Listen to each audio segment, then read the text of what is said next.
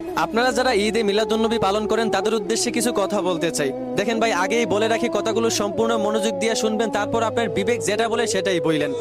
12ই রবিউল আউয়াল আসলে পরে আপনারা রাস্তাঘাটে মিছিল দেন, ঈদে মিলাদুন্নবী পালন করেন।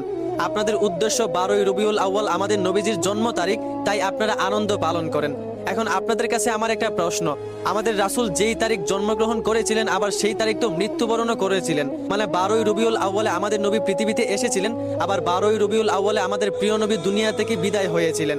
তো 12ই রবিউল আউয়াল আসলে পরে যদি আপনি নবীজির জন্মদিনের কথা ভেবে আনন্দ করতে পারেন, তো এই তারিখে তো আমাদের রাসূল পৃথিবী থেকে বিদায়ও হয়েছিলেন। এই কথা ভেবে কি আপনার কষ্ট লাগে না? জন্মদিনের কথা ভেবে আপনার আনন্দ হয়, অথচ উনি যে দুনিয়া থেকে এই তারিখে চলে গেছিলেন এইটা ভেবে কষ্ট লাগে না যে আমাদের প্রিয় কলিজার টুকরা রাসূল এই তারিখে দুনিয়া থেকে চলে গেছিলেন? আরে ভাই, আপনি যদি আপনার খুব প্রিয় একটা জিনিস আপনার কাছে পান, তাহলে আপনি যেইটুকু আনন্দ হবেন তার চাইতে বেশি কষ্ট পাবেন যদি সেই জিনিসটা আবার আপনার কাছ থেকে চলে যায়। তাহলে আপনারা এই তারিখে কষ্ট না পেয়ে আনন্দ করেন কেমনে? আপনারা কি সাহাবীদের চাইতে বেশি আশিকে রসুল হয়ে গেছেন? হযরত আবু বকর সিদ্দিক রাদিয়াল্লাহু আনহু রাসূলের এত বড় আশেক ছিলেন, রাসূল দুনিয়া থেকে চলে যাওয়ায় আবু বকর সিদ্দিক রাদিয়াল্লাহু আনহু এতটাই কষ্ট পেয়েছিলেন, উনি অসুস্থ হয়ে বিছানায় পড়ে গিয়েছিলেন। উনি এতটাই শোকাহত হয়েছিলেন, ধীরে ধীরে উনি শুকিয়ে গিয়েছিলেন।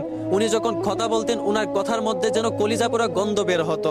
উনি অসুস্থ অবস্থায় যেই বিছানায় শুয়েছিলেন সেই বিছানার উপরে একটি সামিয়ানা ছিল। উনার যখনই মনে পড়তো রাসূল আর দুনিয়াতে নাই, তখন উনি কষ্টে বলতেন, আহা আমার নবী নাই। এই যে উনি আহা বলতেন, একটা শ্বাস বের হতো। হাদিসে এসেছে